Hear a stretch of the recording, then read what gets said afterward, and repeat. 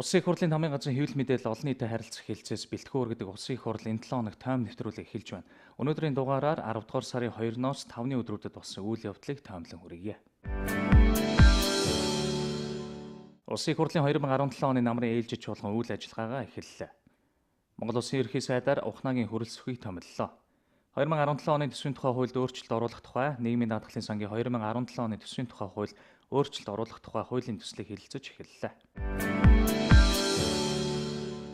Улсын их хурлын 2017 оны намрын чуулган 10 дугаар сарын 2-ны даваа гарагт гишүүдийн 97.3% эрсдэлтэйгээр эхэлсэн юм.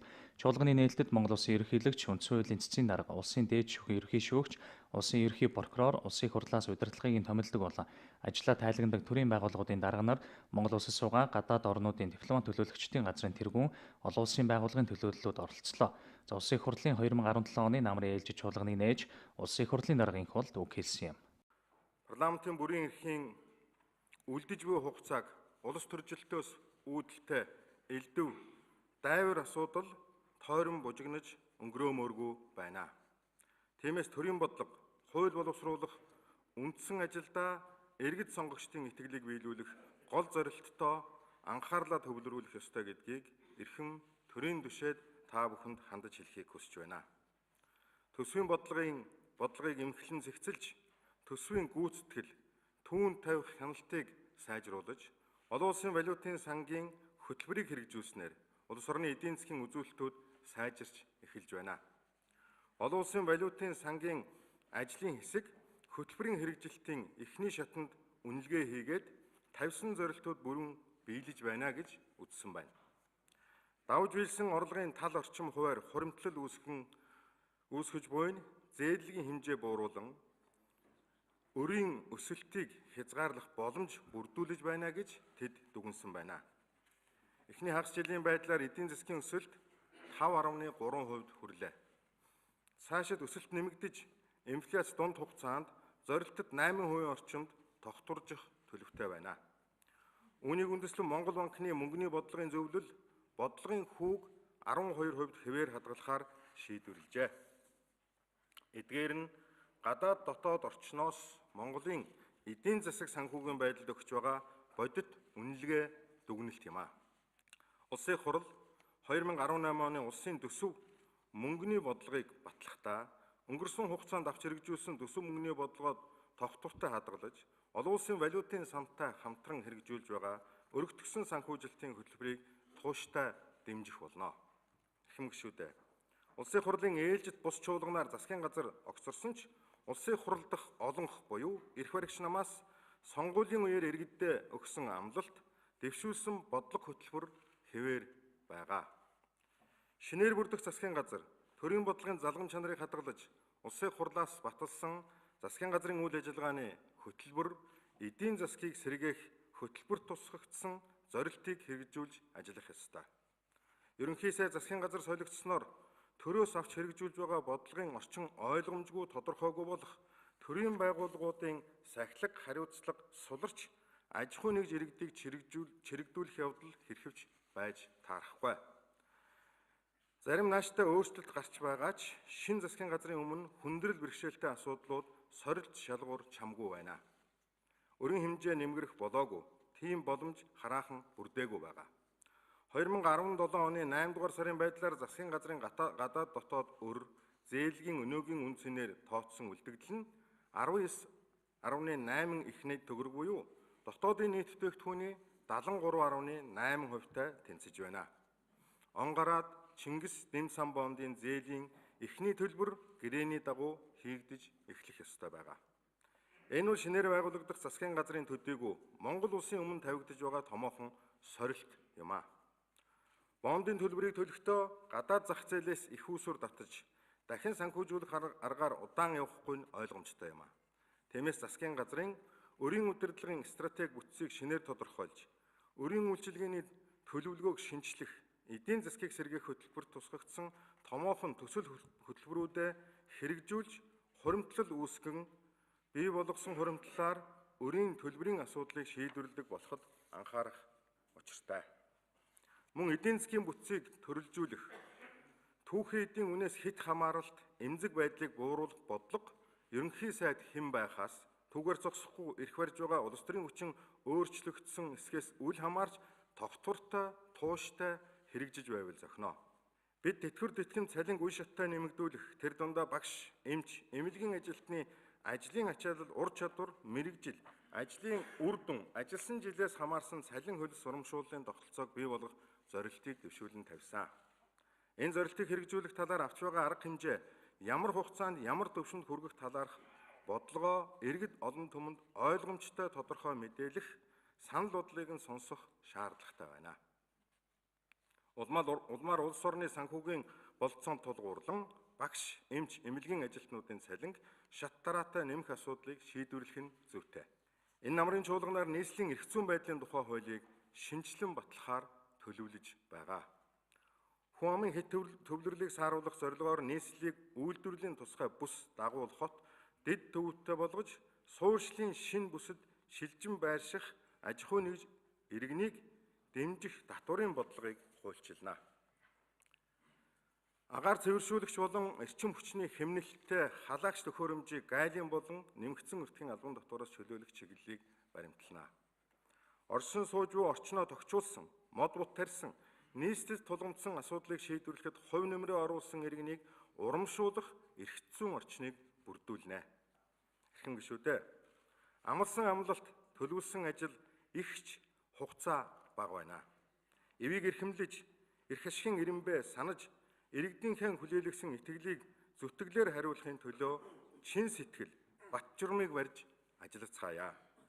Намрын чуулганы хугацаанд хэлцэх асуудалд нухацтай хандаж, байнгын хорооны болон чуулганы үйл ажиллагаанд хариуцлагатай, итгэвч санаачлагтай оролцохыг эрхэм гишүүд та бүхнээсээ хүсье. Улсын хурлын 2017 оны намрын ээлжид чуулган нээснийг мэдэгдэе. Дараа нь улсын хурлын 2017 оны хаврын ээлжид чуулганы нээлттэй оролцож буй Монгол Улсын ерөнхийлөгч Баттулга үг хэлв. Эрхэм гишүүдээ цаг алдалгүй шийдвэрлэх энэ тэргүүний ажил бол засгийн газрыг богино хугацаанд эмхлэн байгуулж ажилд нь шуурхаа оруулах ийм асуудал үүсэж байна. Монгол Улсын ерөнхийлөгчийн хувьд би шинэ засгийн газартай улс төржилгүй бодиттойгоор хамтран ажиллах, улс орны өмнө тулгамдсан асуудлуудыг хамтдаа даван туулах эрмэлзэлтэй байна. Эх оны төсвийг улсын хурлын намрын чуулганаар маш бодиттой ажил хэрэгчээр хэлэлцэж, эдийн засагт эерэг дохио өгөхөөр алдагдaltaгүй чамбай төсөв батлахыг цаг хугацаа биднээс шаардж байна. Улсын төсөв эдийн засагтаа эерэг дохио өгнө гэдэгт би төр хувийн сектороо дэмжих гэж ойлгож байгаа. Төрийн болон орон нутгийн хөрөнгөөр бараа үйлчлэгээ худалдан авах хуульд орсон нааштай өөрчлөлтийг засгийн газар түүний харьяа байгууллагууд чамд мөрдөж ажиллавал дотоодын үйлдвэрлэл үйлчлэгийг чамлахааргүй хэмжээнд дэмжих болох юм а.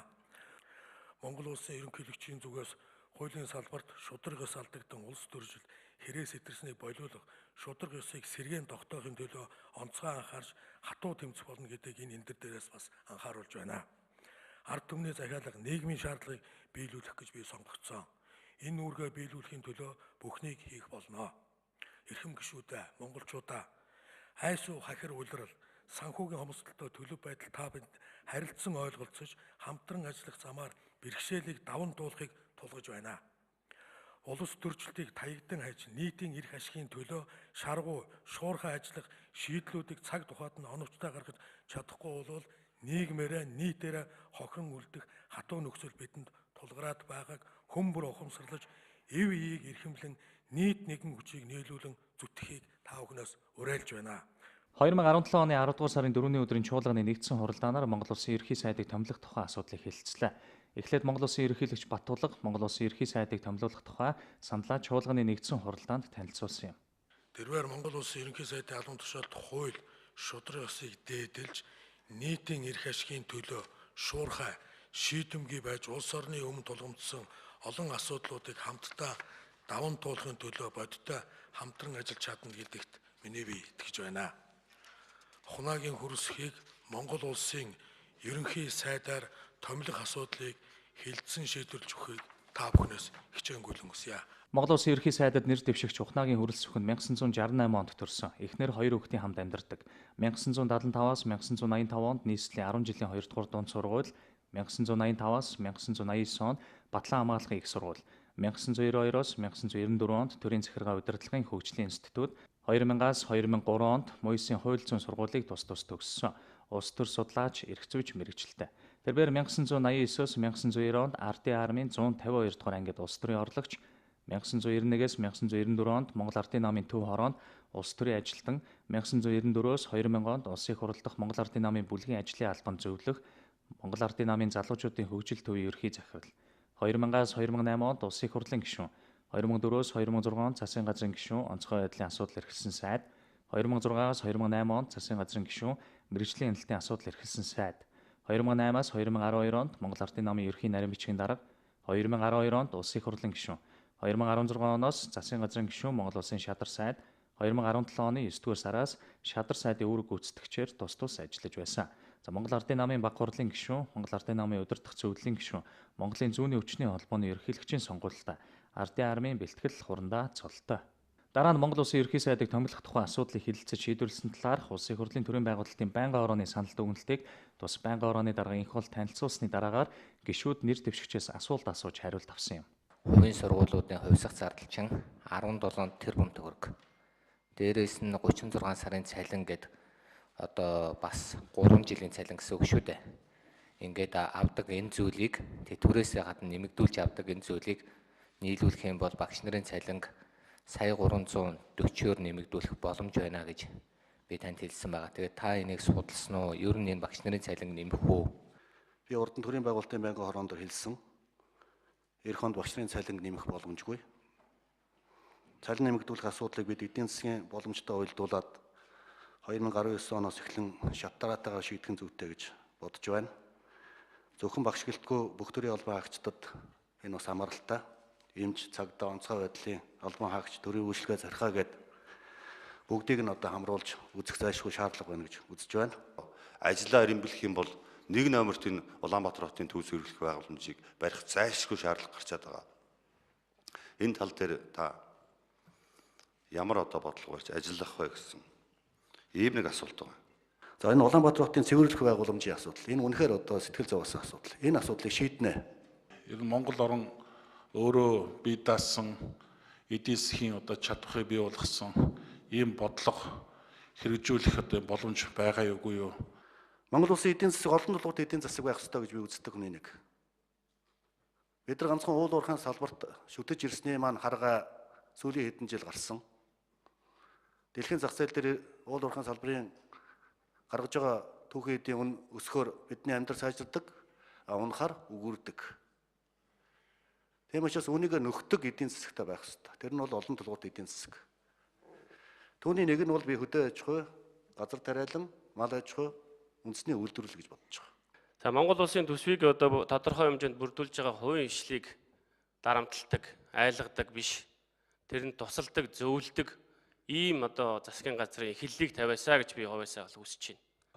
Хог боловсруулах тийм үйлдвэр байгуулах тал дээр ажил зохион байгуулж өгөөч ээ. За ер нь манай Монгол улсад бол бид нар энэ хувийн хвшлийн аж ахуй нэгжүүдийг дэмжиж ажиллах тал дээр сүүлийн жилүүдэд арай л дутмаг ажиллаад ирлээ. Ийхүү улсын хурлын 20 гаруй гишүүн нэр дэвшигчээс асуулт асууж үгэлсний дараа байнгын орооны саналаар Ухнагийн хөрөлс сүхийг Монгол улсын ерхий сайдаар томилохыг дэмжих гэсэн саналын томьёололоор санал хураалт явуулахад чуулганы нэгдсэн хуралдаанд оролцсон 47 гишүүн санал нэгтээ дэмжлээ. Мөн Эрдэнэтийг ерхий сайдын үүрэг гүйцэтгэгчийн хөрөлс сүхийг шадар сайдын үүрэг гүйцэтгэгчийн үүрэгт ажиллаас чөлөөлөх тухай улсын хурлын тогтоолыг баталлаа. Пүрэв гарагийн чуулганы нэгдсэн хуралдаанаар Монгол улсын 2017 оны төсвийн тухай хуульд өөрчлөлт оруулах тухай, нийгмийн даатгалын сангийн 2017 оны төсвийн тухай хуульд өөрчлөлт оруулах тухай хуулийн төслийн эхний хэлэлцүүлгийг хийлээ. Улсын хурлын даргын хуулт хуралдааны эхэн засгийн газар шинжилэн байгуулагдаж байгаатай холбогдуулан 2017 оны 9-р сарын 29-ний өдөр засгийн газраас өргөн мэдүүлсэн Монгол улсын 2018 оны төсвийн тухай, нийгмийн даатгалын сангийн 2018 оны төсвийн тухай, Монгол улсын нэгдсэн төсвийн 2018 оны төсвийн хүрээний мэдэгдэл 2019-оос 2020 оны төсвийн төсөөллийн тухай хууль өөрчлөлт оруулах тухай хуулийн төслүүд болон эдгээр хуулийн төслүүдтэй холбогдуулан боловсруулсан бусад хуулийн төслийг буцаах тухай хүсэлт ирүүлсэнийг мэдэгдлээ. За ингээд засгийн газраас 2017 оны 9-р сарын 29-ний өдөр өргөн мэдүүлсэн хуралдаанаар Монгол улсын 2017 оны төсвийн тухай хуульд өөрчлөлт оруулах тухай, нийгмийн даатгалын сангийн 2017 оны төсвийн тухай хуульд өөрчлөлт оруулах тухай хуулийн төслийн талаар Монгол улсын ерхий сайд хөрөлс сүх танилцууллаа. Төсвийн давсан орлогоос 500 тэрбум хүртэл төгрөгийг засгийн газрын мөрийн хөтөлбөр тусган тэргүүлэх чиглэлийн арга хэмжээ, түүний дотор сургууль, эмнэлэг, аймаг орон нутгийн засаг захиргааны барилга засварыг төлөгдөх ёстой өд төлбөрийг барагдуулах зэрэгт зарцуулахаар төсвийн тодголд тусгах. Давсан орлогын тодорхой хэсгийг хоримтлуулах, хоримтлалыг богино хугацаатай зээллэгийг буруулах, өндөр өтгөтэй өрийг буцаан худалдан авах, мөнгөн хөрөнгөийг нэмэгдүүлэх. Монгол улсын 2017 оны төсөв батлагснаас хойш хүүхдийн мөнгөн тэтгэмжийг 2017 онд бүх хүүхдэд олох талаар гаргасан засгийн газрын 2017 оны 7 сарын 4-ний өдрийн 201-р тогтоолыг хэрэгжүүлэхэд шаардах зардлыг төсөвт тусгах. Өвөл болон хаврын улиралд махны эргэлт нийлүүлэлтийн зохистой тэнцвэрийг хангах, үнийн тогтворжуулах зорилгоор мах бэлтгэх, нөөц бүрдүүлэх, дотоодын аж ахуйн нэгжид эргэлтийн хөрөнгийн дутагдлыг нөхөх зорилтоор авах зээлийн хүүгийн хөнгөлтийг төсөөс дэмжлэг үзүүлэх.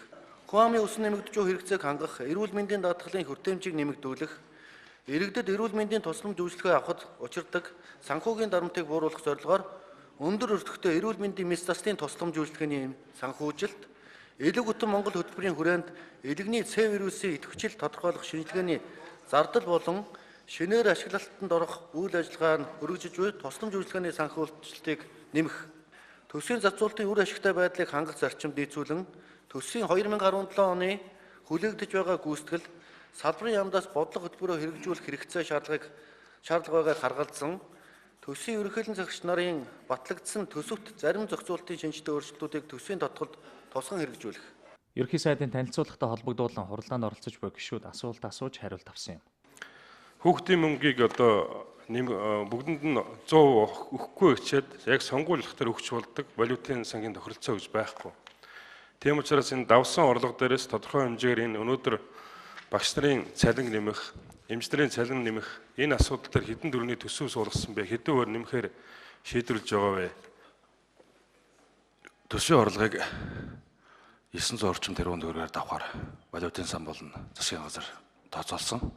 Үүнээс 498 тэрбум төгрөгийг нь бол нэг удаагийн шинж чанартай эрх жилүүдэд зардал нэмэгдүүлэхээргүй өр төлбөр гэх мэт одоо төсвийн зарлагыг нэмэгдүүлэхээр энэ 500 тэрбум төгрөгийг барилж төсвийн тодтолд суулгаж оруулж ирсэн. Үүний дотор хүүхдийн мөнгийг 2017 онд бүх хүүхдэд олгоно. Тодтол нэгээр 161.5 тэрбум төгрөг батлагдсан. Бүх хүүхдэд олгоход нэмж 105 орчим тэрбум төгрөг шаардлагатай байгаа. Энэ зардлыг төсвийн зардал талд нь суулгаж оруулж ирсэн. Эрүүл мэндийн даатгалыг сайн дураараа төлж буй иргэдийн даатгалын хураамжийг тодорхой хэмжээгээр бууруулах тийм одоо боломж бий юу? Манай даатгалын тогтолцоо маань эв нэгдлийн зарчим дээр явж идэг. Өөрөөр хэлбэл даатгалсан иргэдийн мөнгө хэрвээ хэрэглэхгүй байвал нөгөө хүнд өвчтэй хүмүүс дээрээ зарцуулагдах ийм зарчмаар яваад байдаг учраас энэ дээр бол бид нар ингээд хувийн буураад сайн дурын даатгалыг ингээд хувийн бууруулад явчих юм бол бидний нөгөө санхүүжилтийн асуудал бол доорх нөгөө бүрдүүлэлтийн асуудал маань нэлээд эрсдэлтэй гарч ирэх магадaltaй. Нийгмийн зөвшөлтсөл гэж 3 талт гэрээ хэлцлүүд хийгдэх ёстой үйлдвэрчний эвлэлийн байгууллагатай. Тэгээ энэ байнгын орооны даргын хувьд бас энэ ажил хаялт хийж байгаа багш нар эмчнэртэй бас уулзсан. Бид нар төсөв хүндрэлтэй байна гэж суугаад ганцхан юм зовлон бас яриад суугаад баймиргүй байгаамаа. Энэ дээр бол би боломжууд байгаа юм байл. Одоо тэр эрүүл мэндийн салбарын ажилтнуудын цалин нэмэх асуудал бол эрүүл мэндийн даатгалын сангаас нь тодорхой их өсрүүд шийдээ. Тэр нөгөө эмнэлгийнх нь тарифуудын жаахан өндөр болгоод ингээд өгөх юм бол тэр байгууллага нь өөрөө зохицуулт хийчих юм болцоонууд байгаа байхгүй. Бид нар төсвийн алдагдлыг хэрвээ огцон бууруулах гэвэл эсвэл төсвийнхээ орлогыг огцон нэмэгдвэл эсвэл зарлагаа бууруулах. Тэгэхээр энэ олон шийдэл дундаас явж байгаад валютын сантаг хөтөлбөр тохирох үед бол энэ 2017 оны төсвийн алдаглыг 9.9%, 2018 оныхыг 8.6% байхаар ийм аажин бууруулах ийм тохиролцоонд тохиролцоонд хүрсэн. Энэ дагуугаа явж байгаа. Нүүрсний экспортыг 32 сая доллар болгоно гэж тавьсан байна. За бид нар бүгдээрээ мэдж байгаа гарч байгаа нүүрсний экспорт бол хязгаарлагдсан байж байгаа шүү дээ. Гарах гарцсан буурчихсан. Автомашины оочр хэр урт байгааг бид нар бүгдээрээ мэдж байгаа. Тэгэхээр энэ 2017 онд 32 сая доллар 32 сая тонн нүүрсийг экспортлоно гэдэг ийм тооцоо оруулсан байна. Энэ бодиттой юу? Нүүрсний экспортыг 32 сая тонноор тооцож оруулж ирсэн. Бид нар ингэж тооцож оруулж ирсэн.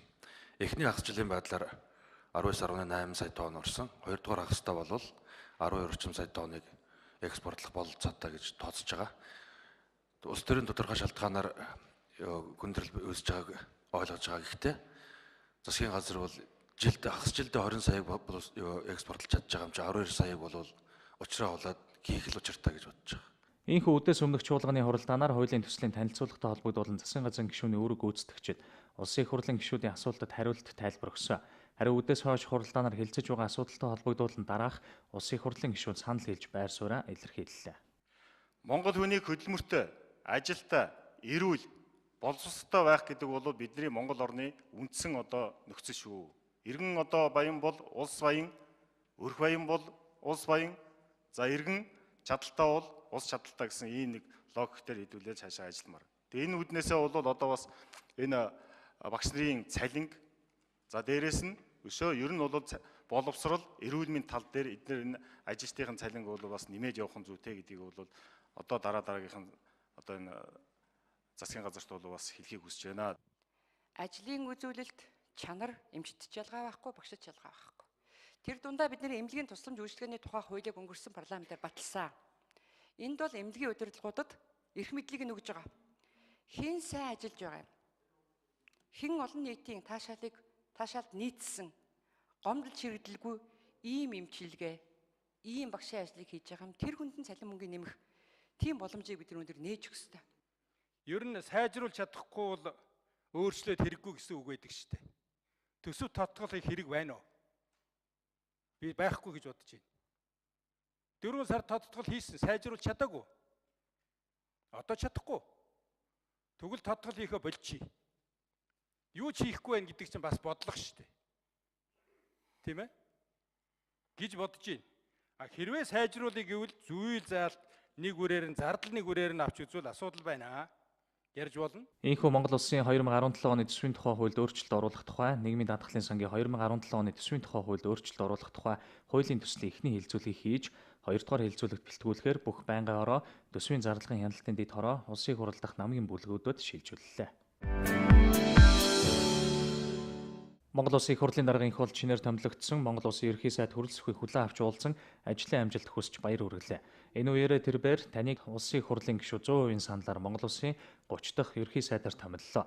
Төрийн хариуцлагатай өндөр албан тушаал томилогдсон танд Улсын их хурлын зүгээс болон хувьяасаа баяр хүргье. Төрийн ажлыг төвшин нуруудаа хашиж, шударгаас эв нэгдлийг сахин их амжилт гаргаж ажиллахыг хүсье гэлээ. Монгол Улсын их хурлын даргын их бол Улаанбаатар хотод зохион байгуулагдсан Монгол Улсын хамтын ажиллагаа 2017 чуулга уулзалтад оролцохоор ирсэн Оросын холбооны улсын холбооны хурлын холбооны зөвлөлийн эдийн засгийн бодлогын байнгын орооны 1-р орлогч дарга Сергей Вячеславович Калашников тэргүүтээ төлөөлөгчдийг хүлээн авч уулзлаа. Уулзалтаар Монгол Оросын холбооны улсын харилцаа хамтын ажиллагаа, стратегийн түншлэлийн дунд хугацааны хөтөлбөрийн хэрэгжилтийн талаар хөндөж ярилцлаа. За түнчлэн худалдаа эдийн засгийн хамтын ажиллагааг өргөжүүлэн хөгжүүлэхийн тулд хууль эрх зүйн орчныг боловсронгуй болгох нь чухал учраас хоёр орны хуулигдох байгууллагууд энэ чиглэлээр хамтран ажиллаж хил, гайл, татвар, тээврийн зэрэг зарим салбарын тулгымцсан асуудлуудыг шийдвэрлэхэд хүчин чармаал тавих ёстойг Улсын их хурлын даргын их болд хэллээ. За мөн хил орчмын бүс нутаг байгууллагуудын хамтын ажиллагааг өргөтгөх үүссэн асуудлуудыг цаг алдалгүй шийдвэрлэж байх нь харилцааг идэвхжүүлэхэд чухал түлхэц болно хэмээн онцлсан юм. За уулзалтад Оросын холбооны улсаас Монгол улсаас суугаа онц бөгөөд бүрэн эрх дэлчин сайд Азизов, Оросын холбооны улсын холбооны зөвлөлийн байгалийн баялагын ашиглалт хөдөө аж ахуйн үйлдвэрлэлийн байнгын орооны орлогч дарга Жиряков, за холбооны зөвлөлийн олон улсын харилцааны байнгын орооны гишүүн Зинуров, за Оросын холбооны улсын барилга, орон сууц нийтийн аж ахуйн орлогч сайд Чибис, Улсын хурлын гишүүн, Улсыг хурлдах Монгол Улсын парламентын бүлгийн дэд дарга инх хамгаалал нарын зэрэг албаны хүмүүс байлцлаа. Улсын их хурлын гишүүн байгаль орчин хүнс хөдөө аж ахуйн байнгын орооны дарга Гарамжав, олон улсын тах группийн ерөнхийлөгч Рейнхард Шнайдерийг хүлээн авч уулзлаа. Ноён Рейнхард Шнайдерийг Монгол улсад буй дахин тоотлох өсгийн хэрээр бэлчээрийг томсгох шаардлагатай болсныг хэлсэн юм. Дахин сүрэг бэлчээрлэлтэй газар нутгаасаа гарч хил давах асуудал ч үүсч болцшгүй учраас бэлчээрлэх газар нутгийг томсох нь тусгай хамгаалалтад авах хуулийн төсөл боловсруулан байгаль орчин аялал жуулчлалын яамд өргөн барьсан бөгөөд удахгүй энэ асуудал улсын их хурлд орж ирэхэд дэмжиж өгөхийг хүсэж байгаа тэрээр илэрхийллээ. Улсын их хурлын гишүүн байгаль орчин хүнс хөдөө аж ахуйн байнгын орооны дарга Гарамжав тахь бэлчээрлэх тусгай хамгаалалтаа газар нутгийг өргөх асуудлыг байгаль орчин хүнс хөдөө аж ахуйн байнгын ороо дэмжиж шуурхай шийдвэрлүүлэхэд анхаарч ажиллана гэлээ. Улсын их хурлын гишүүн нийгмийн бодлого боловсрол соёлын шинжилгээ ухааны байнгын орооны дарга инх хамгаалан Монголын үйлдвэрчний эвлэлийн холбооны ерөнхийлөгч Амгалан Баатар боловсрол шинжилгээ ухааны үйлдвэрчний эвлэлийн дарга Бацорыг нарыг хүлээн авч уулзлаа. Монголын үйлдвэрчний эвлэлийн холбооны ерөнхийлөгч Амгалан Баатар улс орны өмнө тулгамдаад буй асуудлаар санал бодлоо солилцож нийгмийн зөвшөлтслийн 3 тал хэлэлцээрийг яаралтай эхлүүлэх шаардлагатай байгаа талаар Байнгын орооны дарга инх хамгаалалтанд уламжилж энэ асуудалд онцгой анхаарал хандуулан ажиллахыг хүслээ. Байнгын орооны дарга инх хамгаалан эмч багш нарын тавьсан шаардлага нь үндэслэлгүй гэж үзэхгүй байгаа. Өнгөрсөн 4-5 жилийн хугацаанд эрүүл мэнд боловсролын салбарт ажиллаж буй хүмүүсийн цалин нэмэгдээгүй. Эмч нарын хувьд тооцоо судалгаатай бодиттой саналыг тавьсан бол багш нарын хувьд ямар тооцоо судалгаан дээр суурилж саналаа гаргасан тодорхойгүй байгаа.